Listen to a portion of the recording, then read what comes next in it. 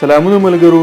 دغه د فنکارانو د وژنو په اړه چې کوم ریپورټ و نو په دغه کې په 14 نمبر زموږ سره ده لبنه عرف ګلالی د پښتو ډرامو فلمونو او سټیج کم عمره ښایسته او مشهوره اداکاره ګلالی د روان کال فروری میاشت په 21مه نیټه مردان کې وژل شوې وه. دا د کال 2019 خبره ده چې د فروری میاشت په 21مه نیټه ګلالی په مردان کې وژل شوې وه. د ریپورټونو تر مخه لبنه عرف ګلالی د خپل خاوند نه ماړېجنه وه، خفه وتې او پېښور کې د خپلې خور سره اوسېدله. د دې خور زرکه وایي چې د ګلالی خاوند 2-3 ځله هڅه کړې وه چې ګلالی په خوله کړي، خو ولې ګلالی هغه سره رضا نه شوه. دی وویل چې د دې میاشتې په 15مه نیټه د ګلالی د خاوند عمران نږدې ملګری شاه حسین، فضل مالک او نواب پېښور ته راغلل او ګلالی ته یې خواست وکړو چې عمران تا سره ټول تنازعات ختمول غواړي او موږ تا له په جرګه راغلي یو. زرکه زیاتوي چې ګلالی سمدستي د دوی خبره ومنله او خپل کور ته په واپس تلو رضا شوه. زرکه انکشاف کوي چې دا کسان به په مختلفو پروګرامونو کې سیډ ډرامو او سټیج شوګانو کې له ګلالی سره یو ځای په نظر راتلل، خو یو ملګری داسې هم و چې هغه نه غوښتل چې ګلالی د خپل خاوند سره بیرته رضا شي او خپل کور ته لاړه شي.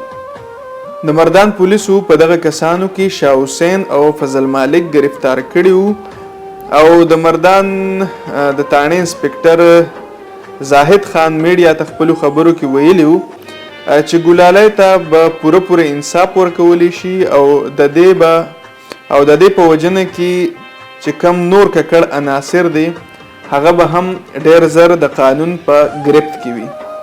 د کال 2019 جولای میاشت په 14مه نیټه د ډسټرکټ پولیس مردان لخوا جاری شوي یو پریس ریلیز کې دعوه شوې ده چې د ګلالی په وژنه کې ککړ مرکزي ملزم نواب خان ولد محمد اقبال هم گرفتار کړی شوی دی، کوم چې د پیښې نه وروستو په تېښته کې کامیاب شوی و. د یادونې ده چې ګلالی د 7 میاشتو د یو ماشوم زوی مور هم وه. ملګرو، د ګلالی د مرګ نه وروستو چې بیا نوموړي اداکار او هدایتکار روخاني ماما یعنی طارق جمال صاحب چې کومې خبرې کړي د BBC سره، نو دغه هم ستاسو سره شریکومه. دوی وایي چې 2 میاشتې وړاندې د ګلالی سره په یو ډرامه کې کار کړی و. ده وویل چې ګلالی ډیره پوهه او تکړه فنکاره وه خو ذاتي ستونزې لرلې. طارق جمال ماما دا هم وویل چې پښتنې فنکارانې او هنرمندانې اکثر د واده نه پس له ډیرو کشالو سره مخ شي چې یا خو فن د لاسه ورکړي او یا ژوند.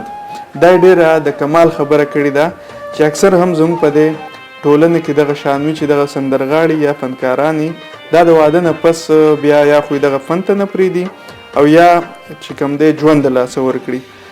بیا دغه رنګ د بشري حقونو مدني فعاله ګلالی اسماعیل هم د اداکارې لبنه عرف ګلالی د مرګ په سختو ټکو کې غندنه کوي. وایي چې د فنکارانو او هنرمندانو په وژنه کې اکثر لوی خلک ملوث وي چې له وجې دوی ته د انصاف میلاوېدو امکان بالکل نه وي. بیا ګلالی اسماعیل دا هم غوښتنه کوي، په حکومت یې غږ کړی دی چې آیا دا فنکاران او هنرمندان د دې معاشرې برخه نه ده؟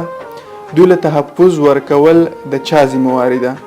فنکاران خو کلتور له وده ورکوي، خو ولې چې فنکاران محفوظ نه دي نو زه څنګه خپل کلتور محفوظ وګڼم؟ دا یې په یو خپل پیغام کې ویلي. نو ملګرو، څنګه چې ګلالی اسماعیل وویل چې په حکومت یې غږ وکړو چې دې خلکو له تحفظ ورکول د چا کار دی؟ دا هم ستاسو کار دی. او بیا وایي که زما فنکار محفوظ نه دی نو زه خپل کلتور محفوظ څنګه وګڼم؟